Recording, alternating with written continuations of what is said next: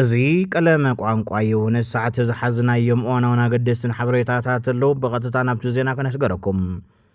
ብህልውን ወድዓውን ኩነታት ዘመነ ትምህርቲ 2018 ዓ.ም ሒዝናዮ ዘለና ወርሒ ጉንበት ክዛዘም ኢሉ ቢሮ ትምህርቲ ትግራይ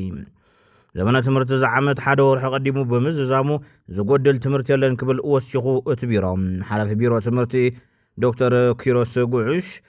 ሎሚ ረቡዕ ጉንበት 12/2018 ቲክቫህ ኢትዮጵያ ኣብ ዝሃብዎ ሓበሬታ ዘመነ ትምህርቲ ጉንበት 30/2018 ዓ.ም ንምዛም ዘገድዱ ምኽንያታት ብሰንኪ ክልከላ በጀት ፌደራል መንግስቲ መሃያ መምህራን ኣብ ግዚኡ ምኽፋል ስለ ዘይተኻኣለም ክልከላ ነዳዲ ብዝፈጠሮ ፀገም መምህራን ተምሃሮ ናብ ኣብያተ ትምህርቲ ምምላስ ስለ ዝተፀገሙ ፈተናታት ሻምናይን 12 ክፍልን ሰነ 3 24 ስለ ዝወሃብ ምስኡ ንምጥዓምን እዩሎም ዘመነ ትምህርቲ ሎም ዓመት ጉንበት 30 ክዛዘም ውሳኑ ስዒቡ ወርሓዊ ክፍሊት ወርሒ ሰነ 2018 ውልቀ ኣብያተ ትምህርቲ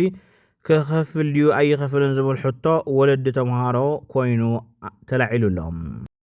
ኣብ ኣዲስ ኣበባ ኣብ ጎደናታት ዝልሙኑ ተገፊፎም ናብ ፖሊስ ጣብያ ይኣትዉ ከም ዘለዉ ተገሊጹ እቶም ካብ ጎደናታት ዝለዓሉ ወገናት ብሓይልታት ጸጥታ ዝተገበረ ፈተሻ ምዃኑ ተገሊጹ ኣብ ዝቐረባ ኣዳነች ኣበቤ ንምጽያቕ እንተዘይኮይኑ ብልመና ዝመሓደር ነባር የብልናን ክትብል ተሰሚዓ ነይራ እያ ብኣንጻሩ ኣቦታት ሃይማኖት ብርክ ዝበሉ ዓቕሚ ዘይብሎም ወገናት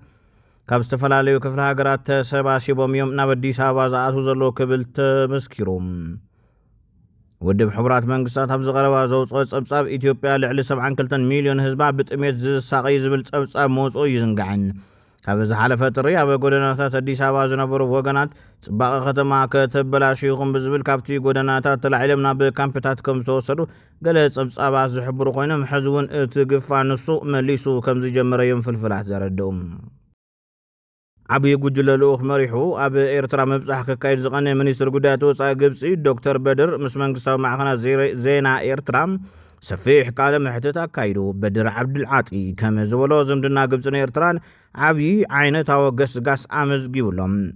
ብቐዳም ክልቲኦም ወገናት ሓበራዊ ምምስራት መራኽብ ንምምብዓልን ምትእሳር ወደባት ኣብ ቀይሕ ባሕሪ ንምሕያልን ወግዓዊ ስምምዕ ምትሕባር መጓዓዝያ ባሕሪ ፈሪሞም ነይሮም እዮም ምብጻሕ ናይቲ ልኡኽ ብሰንኪ ዝዓርግ ዘሎ ስጋታት ኣብ ተኣፋፈ እዋን ዝተፈጸመ ምዃኑ ብምሕባር ግብፅን ኤርትራን ኣብ ቀርኒ ኣፍሪካ ኣብ ማእኸላይ ምብራቕን ኣብ ተሃዋፂ ዞባ እየን ዝነብራ ኤርትራ ዓንዲ ማእኸል ጸጥታን ምርጋን ኣብ ቀርኒ ኣፍሪካ ጌርና ኢና ንወስዳ ዝበለት ሚኒስተር ስለዚ ኣብ መንጎ ክልቲአን ሃገራት ዘሎ ዝምድና ዝያዳ ንምትራር ብወገን መሪሕነት ግብፂ ተወፋይነት ኣሎ ክብል ገሊጹ ገለ ጎረባብቲ ሃገራት ኤርትራ ኣብ ውሽጣዊ ጉዳያትን ኢዳ ብምእታው ዘይምርጋእ ትፈጥረላ ብምባል ክኸስኣ ምጽንሐን ይፍለጥ ኣብ በይኑ እዋናት ዳርጋ ምስ ኩለን ጎረባብታ ናብ ወታደራዊ ረፅሚ ክሳብ ምእታውን በፂሓ እያ እንተኾነ ንሳ እውን ብወገን ኣብ ልዕሊ ከሰስታት ተመሳሳሊ ወቐሳ ከተቕርብ እያ ትስማዕ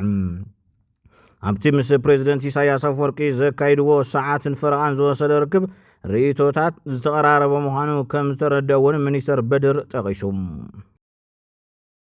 ኣብ መንጎ ኢራን ኣሜሪካን እስራኤልን ዘሎ ወታደራዊ ወጥሪ ኣብ ዝለዓለ ደረጃ ኣብ ዝበፅሐሉ እዋን መንግስታዊ መደበር ቴሌቭዥን ኢራን ጋዜጠኛታት ኣፅዋር ተዓጢቖም ቀጥታ ናይ ተኹስን ናይ ኣፅዋርነት ኣቕማን ስልጠናታት ከም ዘመሓላልፉ ተገሊጾም እቲ መደበር ንመናእሰያት ኣብ ምድላው ዘተኮረ ንኢራን ህይወትካ መስዋዕት ግበር ዝብል ሃገራዊ ወፍሪ ከም ዘካየዱ ተፈሊጡ ብመሰረት ጸብጻብ መንግስቲ ኢራን ክሳብ ሕዚ ልዕሊ 31 ሚልዮን ዜጋታት ንወታደራዊ ክተት ተመዝጊቦም ኣለዉ ኣብ መወዳእታ ኣርሴናል ሻምፒዮን ኮይና ኣርሴናል ድሕሪ 22 ዓመት ሻምፒዮን ፕሪምየር ሊግ ዓዲ እንግሊዝ ኮይና ማንቸስተር ሲቲ ናብ ስቴድየም ቫይታላይቲ ኣቕኒዓ ኣንጻር ቦርንማውዝ ዘካየደቶ መበል 37 ሰሙን ግጥም መዓረ 1-1 ተፈላለያ በዓልቲ ሜዳ ቦርንማውዝ ኣብ መበል 39 ደቂቓ ጁኒየር ኩሩፒ ቀዲማ መሪሕነት ዝሓዘት እንትትኸውን ፀዋታ ክዛዘም ኣብ ዝተቓረበሉ ኣብ ዝባኸነ ደቂቓ መበል 9+5 ደቂቓ ኤርሊንግ ሃላንድ ሽቶ መዝጊቡ ፀዋታ ብመዓረ ተዛዚሙ ማንቸስተር ሲቲ መዓረ ሙፃእ ስዒቡ ድማ ኣርሴናል ሓደ ፀዋታ እናተረፋን መበል 14 ግዜ ሻምፒዮን ፕሪምየር ሊግ ምዃና ኣረጋጊጻ ወዲ 19 ዓመት ጁኒየር ኩሩፒ ኣብ ፈላማይ ዓመት ፕሪምየር ሊግ 13 ሹተታት ብምዝጋብ ብዕድመ ዝነኣሰ ተፃዋቲ ብምዃን ብሮቢ ፋውለርን ሮቢ ኪሊን ተታሒዙ ዝነበረ ክብረ ወሰን ድማ ሰይርዎ ኣሎም ክቡራት ተኸታተልትና ንሰዓት ዝሓዝናዮም ዜናታት ነዞም ተኸታተልኩዎም ይመስሉ ነይሮም ሰላም